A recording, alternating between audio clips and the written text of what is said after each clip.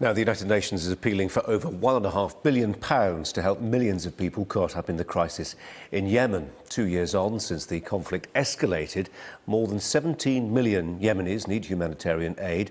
That's over two-thirds of the country's entire population. Let's discuss this further. We're joined from our central London studio by Head of Policy at the United Nations Association. That's Fred Carver. Mr. Carver, welcome to you.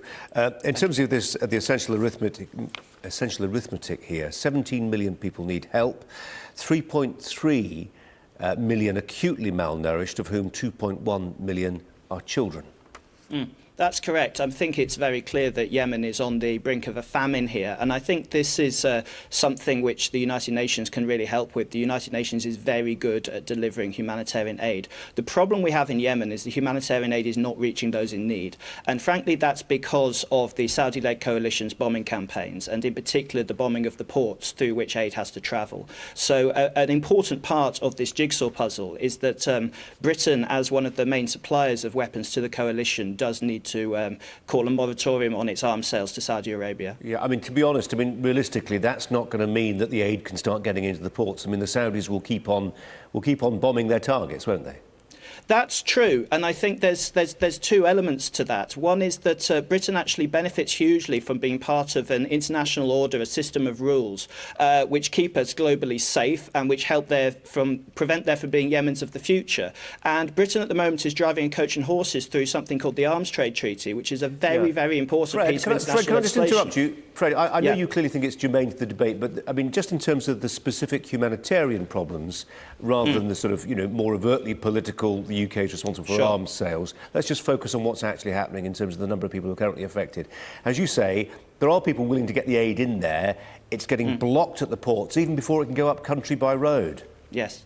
No, that's correct. That's exactly what's happening. I mean, you have a real problem here in that you have a civil war. And as we found in Syria and we're also seeing in Yemen, delivering civil war in a conflict situation is incredibly difficult. But this is why it's very positive that the UN has today announced a strategy for delivery of aid to Yemen. And this is where this figure comes from. This is the amount of need, and it comes connected to a strategy for delivering that aid to the places in need. But there's a paradox here, it may appear to people, in the sense that there's the UN saying we'd like you to donate £1.5 billion.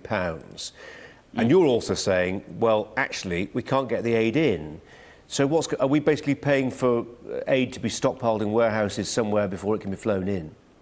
No, because some aid is getting to the place, and that's the reason why there are 3.3 million people who are malnourished in Yemen as opposed to the entire Yemeni population. But I think what we have to recognise is there are two elements to this. One is the political and one is the humanitarian, and the UN is doing everything that can be done on the humanitarian front. What it needs is political support to address the political issues which are preventing the most effective flow of aid.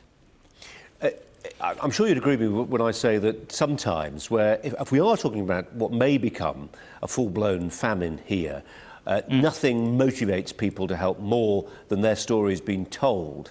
We think back to Ethiopia, for instance, and famines since then. And the problem here, quite simply, is it's too dangerous for news crews to go in. Yeah, I mean, I think you have this problem in every civil war. Again, you see this in Syria, you saw this in Sri Lanka a couple of years ago. I think the issue is that news broadcasters have become very good at getting those stories out, and we're hearing those stories from refugees, from people who arrive here. And I think the question maybe more is, are we listening to those people? And I mean, I can see pictures on my screen right now, and I think, you know, the stories are there, we're just maybe not listening to them. If there's one government that could change its policy, I'm guessing you'd say it's the Saudis who need to heed calls most urgently to change what they're doing. Realistically, that's not going to happen. If they haven't done it yet, nothing's going to change their behaviour now.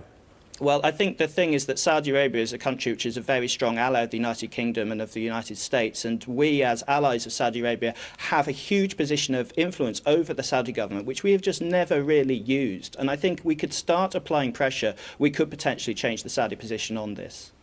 And it's about... Thank you. Sorry, Fred Carver, we've got to leave it there, but appreciate your time. Thanks a lot. Thank you.